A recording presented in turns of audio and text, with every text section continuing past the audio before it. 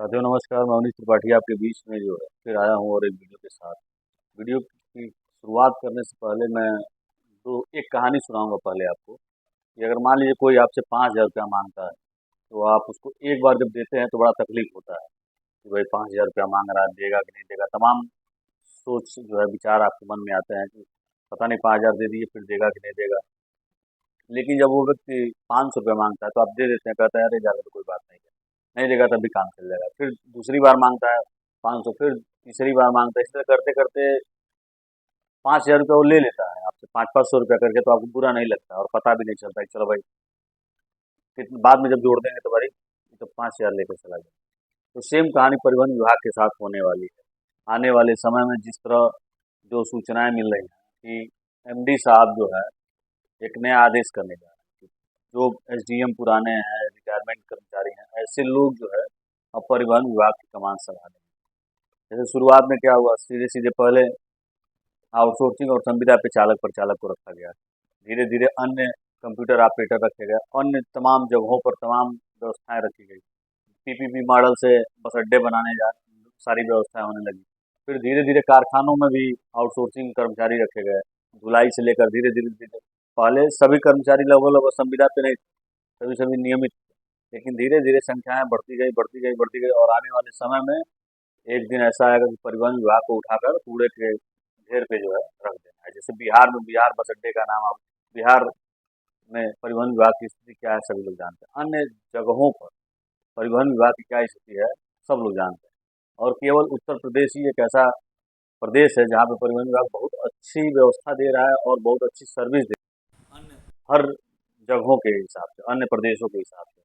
तो कहीं ना कहीं वही 5,000 वाला हिसाब किताब है। एक और कहानी मुझे याद आ गई, तो उसमें बता दें आपको। सुनने में तो थोड़ा अटपटा लगेगा लेकिन मजा भी आएगा। एक बार एक घर में चूहा रहता था और वहाँ पे कबूतर रहता था, मुर्गा रहता था और बकरी रहती थी। ठीक है, तो उसका जो मालिक था घर का, वो क्या किया कि चूहेदानी लेकर आया और चूहेदानी ले आकर जो है रखा। तो चूहा बड़ा परेशान हो गया। चूहे ने क्या किया, तुरंत कबूतर को बताया कि अरे यार हमारे लिए तो ये चूहा मारने वाला चूहेदानी ला दिए हैं, बड़ा फंस जाएगा मामला, कुछ मदद करो। तो शांत था, वो कुछ नहीं बोला। फिर उसके बाद वो जो है मुर्गी के पास गया कि भैया अरे यार चूहादानी आ गया है घर में, कुछ व्यवस्था करो कुछ व्यवस्था करो। वो भी शांत हो गया, वो भी कुछ नहीं जवाब दिया। बकरी के पास गया, अरे भाई कुछ बचा लो यार, चूहेदानी आ गया है, कुछ व्यवस्था करो। वो भी शांत हो गया। कंडीशन हुआ ऐसा कि उस जहाँ चूहेदानी था वहीं पे सांप एक आया और सांप चूहेदानी में फंस गया। उसको हटाने गई तो जो आदमी लेकर आया था उसकी पत्नी ने हटाने का प्रयास किया तो सांप ने उसको काट लिया। अब सांप ने काट लिया तो डॉक्टर के पास गया। डॉक्टर ने क्या कहा कि भाई दवा पट्टी किया और कहा कि इसको कबूतर का जो है सूप पिलाइए तो ये सही हो जाएगी। तो अब कबूतर का कहानी खत्म हो गया, कबूतर का सूप बन गया। फिर उसके बाद तब तक उसको सांप काटा हुआ था, तो पत्नी को देखने के लिए तमाम लोग रिश्तेदार परिवार आए, सब लोग मिलने जुलने आए। तब तक भाई अब इतने लोग घर पे आए तो मेहमान आए थे, तो मुर्गे का जो है दावत हो गया। और उसके बाद अब जब पत्नी ठीक हो गई तो उस व्यक्ति ने क्या किया कि भाई अब पूरे मोहल्ले में अब अपने सबको बुलाया और खाना वाना खिलाया और बकरे का हलाल हो गया। तो कहानी में जो चूहा है वो कहीं ना कहीं संविदा के कर्मचारी और हम लोग जो चालक प्रचालक, जो अपनी व्यवस्थाओं को जान रहा है कि आने वाले समय में हमारे साथ क्या होगा, और हम अपनी समस्याओं को अधिकारियों तक पहुंचाने का प्रयास कर रहे हैं।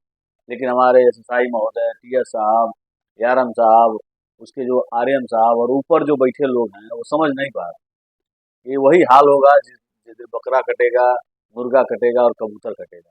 तो सेम कहानी है, परिवहन विभाग में धीरे धीरे धीरे धीरे स्टेप बाय स्टेप जो है बिगाड़ने की व्यवस्थाएं चल रही हैं।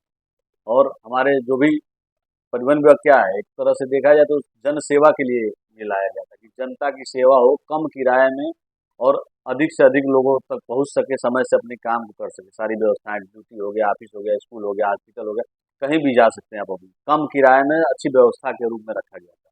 लेकिन डग्गामार वाहन पर कोई रोक नहीं है। परिवहन विभाग में डग्गामार वाहन चरम सीमा पर इनको नुकसान कर रहे हैं, प्रताड़ित कर रहे हैं, परेशान कर रहे हैं, लेकिन कोई सुनने वाला नहीं है। भ्रष्टाचार चरम सीमा पर है, लेकिन कोई डग्गामार वाहन के खिलाफ न हमारे एमडी साहब भी बहुत ध्यान नहीं दे रहे हैं और हमारे जो आरटीओ साहब लोग हैं वो लोग भी नहीं ध्यान दे रहे हैं। उनको तो क्या ट्रक से तमाम व्यवस्थाएं मिल ही रही हैं, कहने की कोई ज़रूरत नहीं कि कौन कैसे क्या कमा रहा है। लेकिन परिस्थितियाँ बदलेंगी और आने वाले समय में एक-एक आदमी परेशान होगा, तब उसको समझ में आएगा। मैं कभी-कभी रात को फँस जाता हूँ गोरखपुर में, और वहीं टेम्पू वाले जो है ₹100 ₹120 प्रति व्यक्ति लेते हैं, चार्ज करते हैं। और ये भी कहते हैं अगर आप बीच में चौरी-चौरा भी उतरेंगे तो आपको ₹100 कम से कम देना पड़ेगा, तब जाके बैठाते हैं। और 2-2 घंटे 3-3 घंटे तक बस नहीं आती है। रात को बस की सुविधा बहुत कम है। लेकिन जब कभी कानपुर वाली जब बस आती है, हम लोग तो पता कर लेते हैं क्योंकि जानते हैं कौन गया कौन आया है। लेकिन वहीं हम लोग की आंखों के सामने किस तरह यात्रियों से जबरदस्ती वसूला जाता है, और लोग बच्चे लेकर परिवार लेकर, कोई बीमार है, वहाँ कोई व्यवस्था तो है नहीं बैठने सोने की, ना कोई हमारा रिलेशन वाला है वहाँ पे, तो मजबूरी में जो है उनको अधिक पैसा देकर वो घर आने का प्रयास करते हैं। जैसे कसिया जाना हो, पड़ौना जाना हो, या तमकुही जाना हो, महाराजगंज जाना हो, हम लोग की आंखों के सामने देखते हैं कि मतलब किस तरह जबरदस्त पैसा वसूला जाता है डग्गामार वाहनों द्वारा। लेकिन कोई रोक टोक नहीं, न कोई उसको हटाने वाला है। आने वाले समय में वही कंडीशन होगा, बकरे की तरह होगा, मुर्गे की तरह होगा और कबूतर की तरह होगा, कि आप कब हलाल हो जाएंगे पता नहीं चलेगा। क्योंकि परिवहन विभाग में जो है कर्मचारियों का शोषण चरम सीमा पर। अभी बीच में पेपर में निकला हुआ है कि चालकों की भर्ती हो रही है और आ रहे हैं, और चालकों को धीरे से कोई दूसरी कंपनी वाले या प्राइवेट वाले लेके चले जा रहे हैं, और कर्मचारी 2-4 दिन 10 दिन ड्यूटी कर रहा है, उसके बाद भग जा रहा है। कहीं डीजल का औसत ज़्यादा मांगा जा रहा है, तो कहीं रिकवरी किया जा रहा है।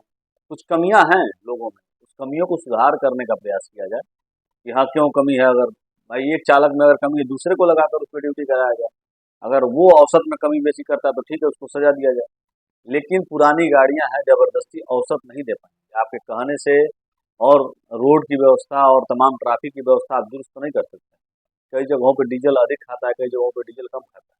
हम लोग भी चलते हैं रोड पे, कहीं कहीं 1-1 घंटा जाम लगे, गाड़ी स्टार्ट मजबूरी है, गाड़ी स्टार्ट रहेगी तो डीजल खाएगा ही खाएगा। कहीं बाईपास जा रहे हैं, कोई बात हो गई, एक्सीडेंट हो गया, जाम लग गया, कोई दिक्कत आ गई, तो ये सब समस्याएं रहती हैं, इसमें कोई दो राय नहीं। कुछ कमियां भी हैं लोगों के अंदर, लेकिन शोषण तो चरम सीमा पर। चाहे वर्दी के नाम पर शोषण हो रहा हो, या ढाबे पे खाने पीने के नाम पे शोषण हो रहा है, या अच्छी आए दिन एक्सीडेंट की घटनाएं होती हैं, तो उसमें कई कारण है, उसमें भी कई कारण। आप पूरे उत्तर प्रदेश में जो है मुश्किल से 1-2 जगह, जहाँ तक मुझे जानकारी, कानपुर की जानकारी है, और आलमबाग में भी ऊपर व्यवस्था बना हुआ है। लेकिन कहीं ऐसा नहीं है कि जहाँ पे चालक परिचालक अगर गाड़ी लेकर जाते हैं, 2 घंटा अगर सोना हो तो बस में ही सोएंगे, बस में पीछे वाली सीट पर या आगे वाली सीट पर सोएंगे, और तब तक कोई ना कोई भड़काता रहे, भैया अरे चले कब बढ़िया जाएगी। तो इस तरह की दिक्कत, नींद पूरी नहीं होगी, कच्ची नींद रहेगी तो एक्सीडेंट की संभावना है। कहीं कोई व्यवस्था नहीं है कि जहाँ पे आदमी चालक परिचालक जाके 2 घंटा आराम कर ले, बस स्टेशन के अगल बगल या बस स्टेशन पर कोई व्यवस्था नहीं, जबकि होना चाहिए। हर विभाग में व्यवस्थाएं दी गई हैं उसके हिसाब से, लेकिन परिवहन विभाग में ये व्यवस्था नहीं है कि चालक परिचालक कहीं 2 घंटा आराम कर ले। कानपुर में व्यवस्था है, सुनने में आता है, लखनऊ में भी है मुख्यालय ऊपर आलमबाग में, कि आप ₹70 या ₹50 दीजिए, 3-4 घंटा 5 घंटा आराम कर सकते हैं। तो ये सब चीज़ें हैं जहाँ पे सुविधाएं मिल रही, जहाँ पे है व्यवस्थाएं। कारखाने में अगर गाड़ी में कोई कमी बेसी आ गई, शीशा टूट गया, कुछ हो गया, तो आप जाएंगे, अपनी समस्या सामान ही नहीं है, ये कारखाने में नहीं है तो वो कारखाने में नहीं है, तो यहाँ से लगवा लो, वहाँ से लगवा लो, तो यहाँ के लोग वहाँ जाते हैं, वहाँ के लोग यहाँ आते हैं। ये तमाम दिक्कतें आती हैं। और ढाबे की मैंने बात की, खाने पीने की अच्छी व्यवस्था नहीं, उचित कार्रवाई नहीं है। और नहीं तो और, जिस कई रूटों पे तो ढाबे नहीं है, अगर कहीं गाड़ी पे ढाबे पर खड़ा कर दिया तो उसका पेनाल्टी ₹2000 काटना, एकदम टाइट व्यवस्था में। या नहीं 2000 कटवाओगे तो कुछ दे दो ये साहब को, या यार जो भी वहाँ पे रहेंगे कुछ उनको दे दो, और ढाबा मत कटवाओ।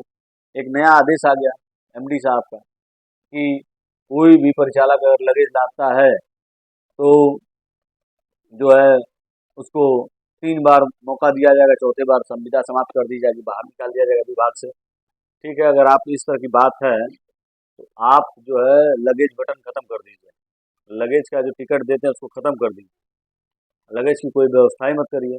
आपने ऊपर कैरियर खत्म कर दिया, तमाम व्यवस्थाएं खत्म कर दी हैं। रोड पर जो टीआई टीएस महोदय है वो करते क्या हैं? हम्म? अगर परिचालक लाद कर ले जा रहा है, उचित है उसको बुक करिए, बुक कराइए। 3-4 बार कर देंगे, उसके बाहर हो जाएगा, उसके बाद खुद ही वो कान पकड़ लेगा, हमको नहीं रखना है। लेकिन वहाँ पे क्या होता है कि 5 गत्ता हुआ तो 500 दे दो, 6 गत्ता है तो 600 दे दो। खुद ही अपने हिसाब से वो लोग डिमांड करने लगते हैं। 5 लोग हैं, हम लोग 3 लोग हैं, लगता है कि रिश्तेदारी कर रहे हैं। शादी ब्याह में बैठल बन जिन्हें होता है तो भाई ना पैर छुआई दे दो, हम लोग पैर छुआई दे दो, हम लोग पैर छुआई दे दो। तो इस तरह की भावना नहीं होनी चाहिए। अगर परिवहन विभाग को बचाना है तो सबको मिलजुल कर काम करना पड़ेगा, और सबको मिलकर काम करके तब जाके परिवहन विभाग को हम बचा पाएंगे।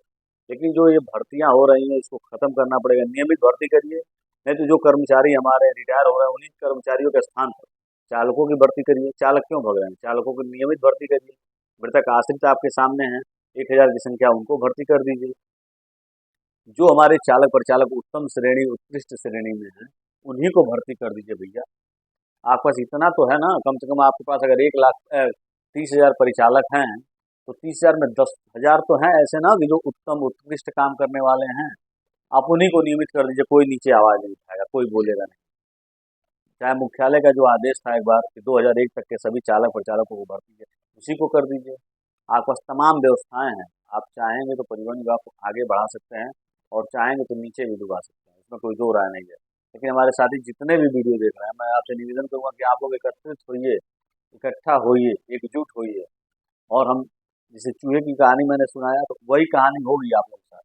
जब तक आप लोग इकट्ठा नहीं होंगे तो धीरे धीरे धीरे धीरे एक आदमी करता जाएगा, एक आदमी करता जाएगा, कोई बचाने वाला नहीं रहेगा। तो अगर बचना है, बचाना है, और परिवहन भी आपको बचाना है, तो इकट्ठा होइए, सब लोग एकत्रित होइए, एक मीटिंग करिए, सबको लोग मिलजुल कर काम करिए, और तब जाके संविदा का भला होगा, और आप अपने भले के साथ साथ परिवहन विभाग का भी भला कर सकते हैं। बहुत बहुत धन्यवाद। वीडियो लगे अगर अच्छा आपको, तो चैनल पे अगर नए आए हैं तो सब्सक्राइब कर लीजिएगा, पुराने हैं तो शेयर कर दीजिएगा। बहुत बहुत धन्यवाद। नमस्कार।